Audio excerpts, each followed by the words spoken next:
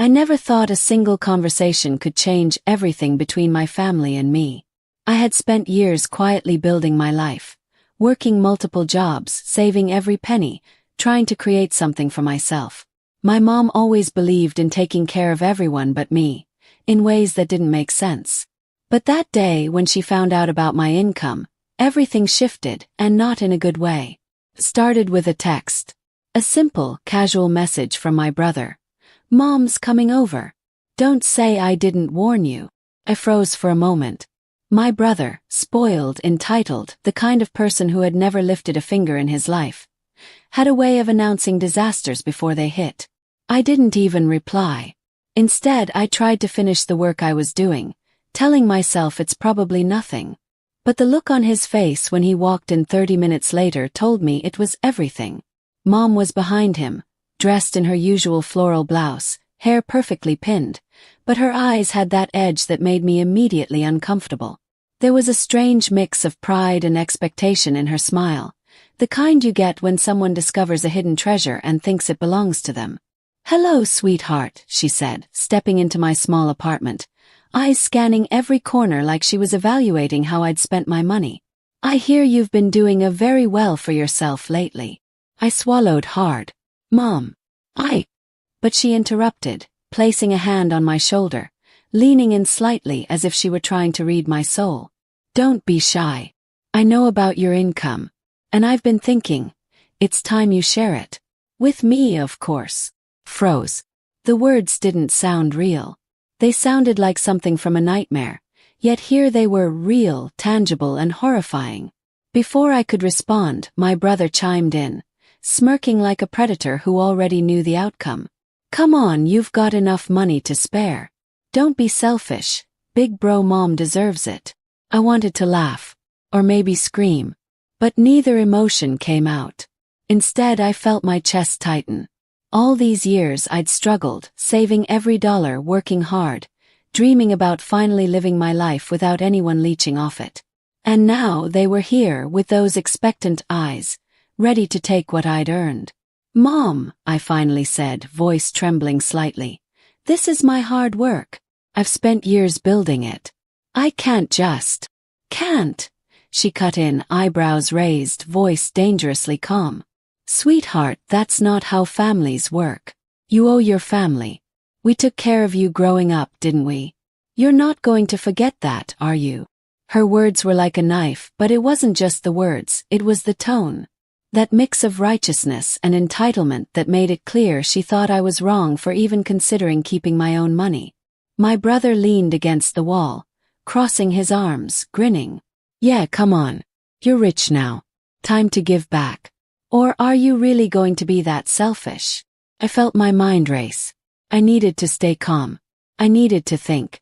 But the anger bubbling inside me was unstoppable. Every unfair birthday, every time my hard-earned success was downplayed, every moment my sacrifices were ignored, everything was flashing before my eyes. And just like that, I realized something. This wasn't just about money.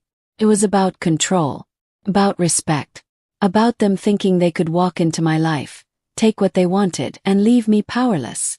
I took a deep breath. I looked at my mom and my brother, two people I loved yet felt trapped by, and I made a decision. I was going to fight back. But I knew this fight wouldn't be easy. They were my family. They knew me. They knew my weaknesses. And they would use every trick in the book to get what they wanted. Yet deep inside, a fire ignited. This was my life, my rules. And no one, not even my mom or my spoiled brother, was going to take it from me without consequences. I didn't know exactly how I would do it yet. But I knew one thing for certain. Revenge wasn't just coming. It was inevitable. And that's when I smiled. Only, quietly, like a storm ready to break. "Let's talk," I said. "But on my terms." And that's when the real story began. That night I couldn't sleep. My mom's words kept echoing in my head like a ticking clock. "You owe your family." The phrase dug into me deeper than I wanted to admit. It wasn't just the demand, it was the guilt. She knew exactly where to strike. By morning, she and my brother were still in my apartment, acting like they owned the place. Mom had made tea using my kitchen without asking. My brother had opened my laptop, scrolling through my files like he was inspecting evidence. "Wow," he said, his tone dripping with sarcasm. "Look at all these transactions. You've really been hiding this from us, huh?" Clenched my jaw. "Close that. Now." He looked at me, smiling. "Or what?" Mom turned from the counter, teacup in hand, voice calm as ice. "Don't talk to your brother like that. He's just curious. We're family. We share everything, remember?" Family. That word had lost its meaning for me long ago. I sat down at the table, breathing slowly, trying not to explode. "Mom," I said, "I've helped before. I paid your rent when you needed it. I cleared his car loan. I've done my part. I'm not your bank." Her expression didn't change. "We raised you. We gave you everything. You think you can just turn your back now?" I met her gaze. "No. But I won't be used anymore." Silence. For a few seconds no one moved. Then, as if on cue, my brother stood up, grabbed his jacket and laughed. "Fine. Keep your money. But don't come running when things fall apart." He left, slamming the door behind him. Mom stayed seated. Her voice softened. "He's angry, but he'll understand. You've always been the good one. You'll do the right thing." I looked at her and felt something shift inside me. For years she had played this role. Gentle, caring, yet manipulative. Always twisting guilt into obedience. And I had always given in. Till now. That night I got a call from my bank. A large withdrawal attempt from my account. Unauthorized. I knew exactly who it was. My brother. I didn't call him. I didn't even call my mom. Instead, I quietly went to work. I changed my passwords, transferred my savings to a new account, and installed cameras in my apartment. For the first time, I wasn't reacting. I was preparing. Days passed. My mom kept calling, her tone changing from sweet to threatening. "You're breaking this family apart," she said once, voice trembling with anger. "Do you even care what happens to us?" But every call only made me stronger. I realized they weren't family anymore, they were takers. And takers never stop until you show them pain. Then one afternoon my brother showed up again.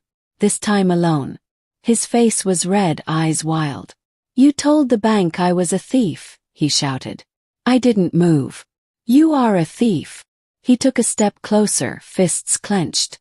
"You think you're better than us. Just because you got lucky. Everything you have is because of Mom. You owe her your life." I stood calm but firm. "And she owes me mine. I'm done being her backup plan." He laughed bitterly. "You're gonna regret this." Maybe. But not the way he thought.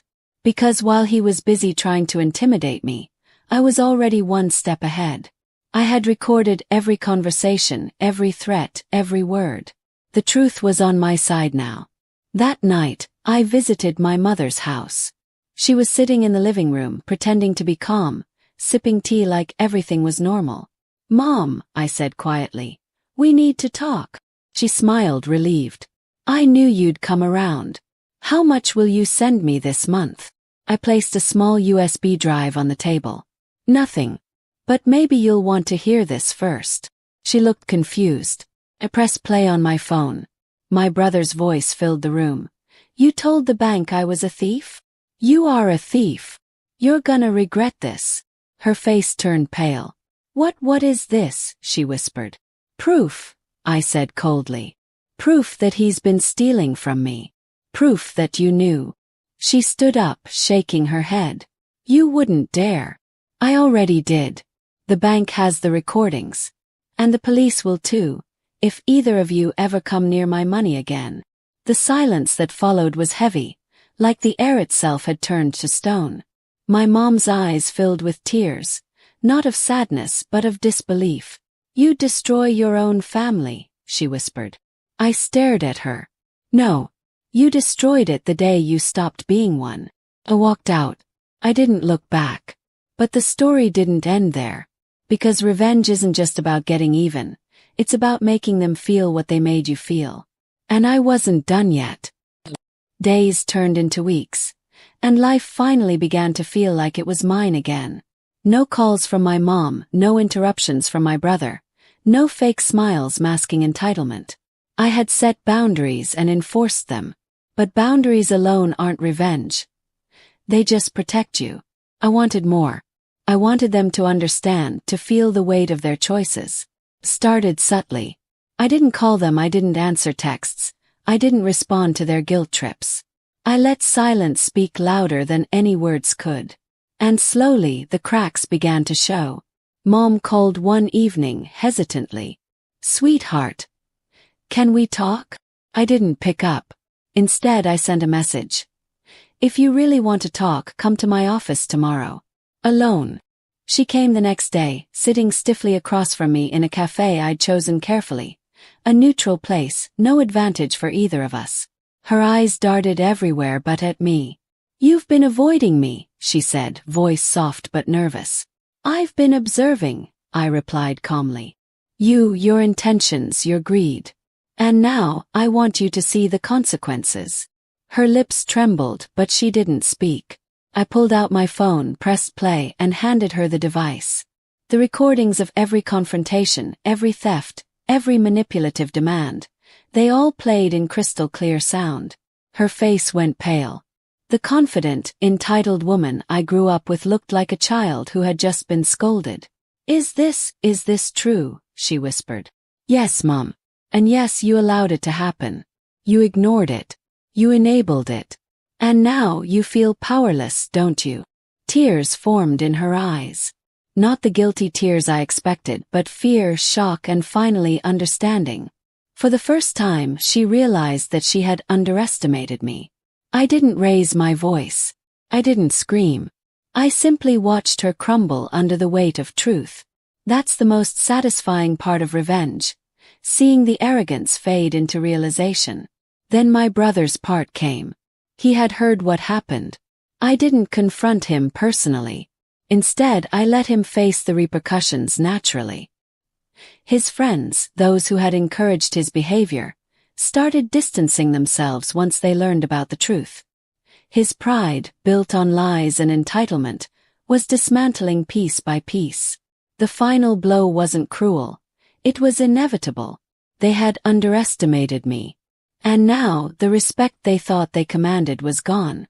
Weeks later, my mom sent a message. It was short. "I understand. I'm sorry." I didn't reply. Some apologies need to be earned. Some people need to realize the cost of their actions before words mean anything. I looked at my life now. Quiet, peaceful, my hard work intact. No one could touch what I had built. And the satisfaction wasn't just about money. It was about proving that standing up for yourself isn't selfish. It's necessary. Revenge isn't always about dramatic confrontations or public humiliation. Sometimes it's quiet, controlled, and precise. It's letting the truth reveal itself while keeping your own integrity intact. That's the kind of revenge that leaves scars, not on you, but on those who doubted your worth. A month later, I walked past my mom's house on the street. She was in the garden, trying to fix a small fence. My brother was inside, fiddling with his phone. They looked up when they saw me, hesitating, unsure how to react.